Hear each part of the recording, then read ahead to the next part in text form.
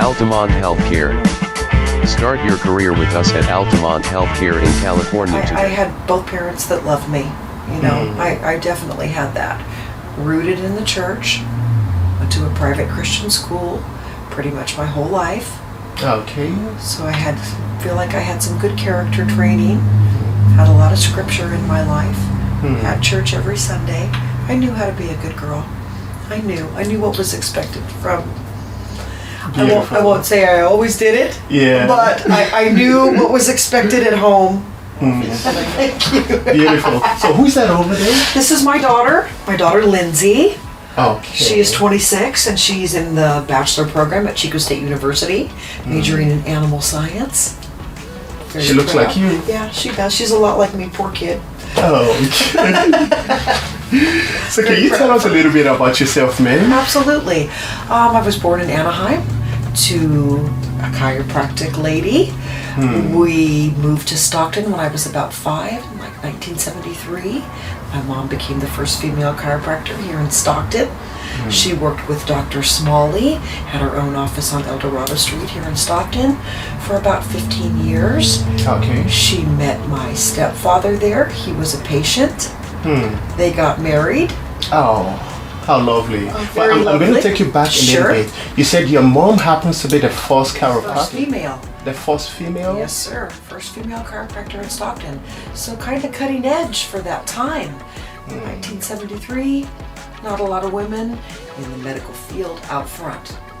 Kind of a male-dominated industry at that time. You know, I know that's changed a lot over the years, and now it's probably pretty even. But at that time, she was the first female here. I was very proud of my mom. When you speak about knowing anatomy and not understanding it, I think I was exposed to it at such a young age, looking at her skeletons, looking at her medical books and coloring in them and getting in trouble for doing things like that. But I think somehow that stuck for me. Anatomy came very easy for me. Medical terminology came very easy for me.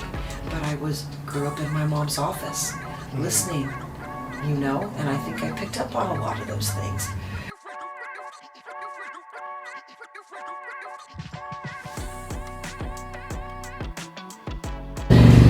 So I feel like the work ethic and seeing my mom put herself through school as a single mom pushed me to put myself through school a second time as a single mom as well. That must have been tough. It was tough. It was very hard, but I did it. And I was lucky that I was able to take my daughter to Delta College with me. They had a preschool program there.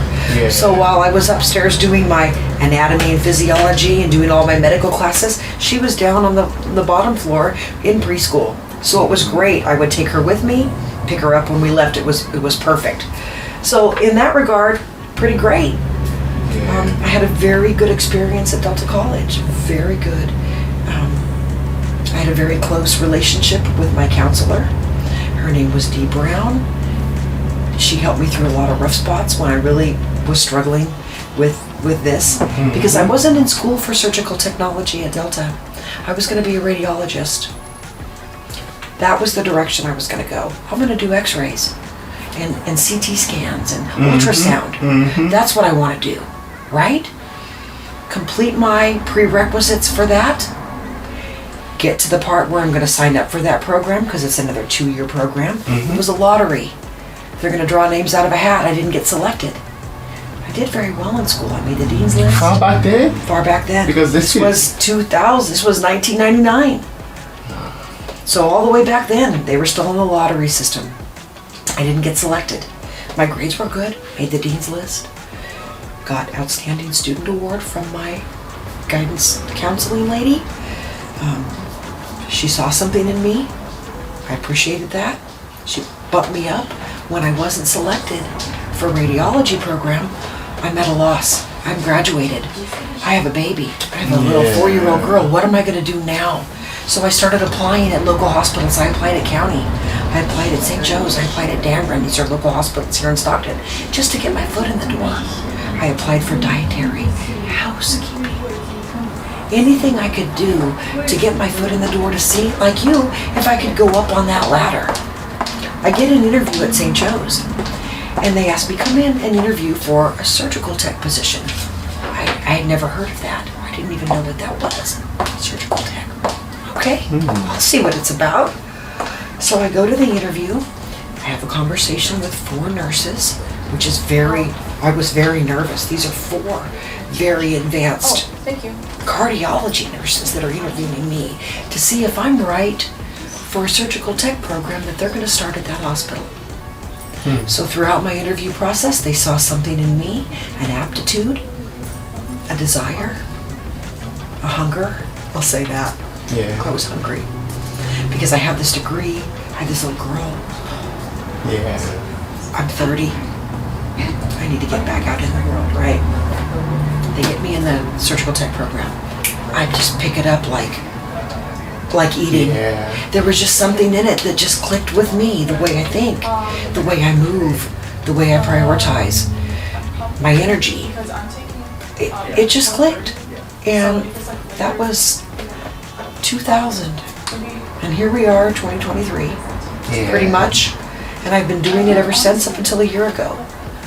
And I loved it. And I just got better and better. And I sort of just fell into it. I didn't even know what they did.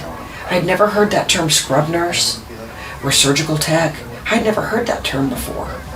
And a lot of hospitals didn't really have a lot of scrub techs per se. They would have RNs that would assist these doctors for the longest time. So allowing scrub nurses like me to come into that field was kind of a newish thing. Not every hospital had that. And it's surprising, but they didn't.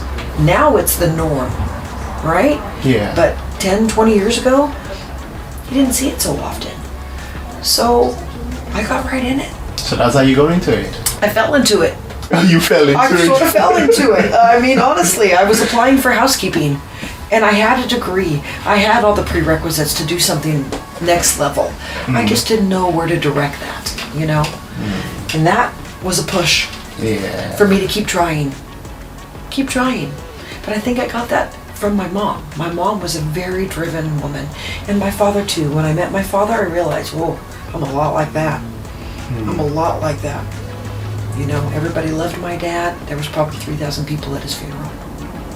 And I'm not even exaggerating. It was tremendous. I was intimidated there of all the people that had so many wonderful things to say about him, you know.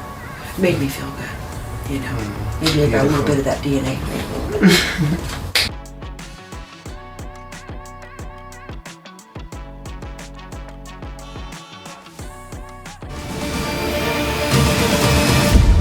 Thanks for watching. Please subscribe to Altamont Healthcare on YouTube today.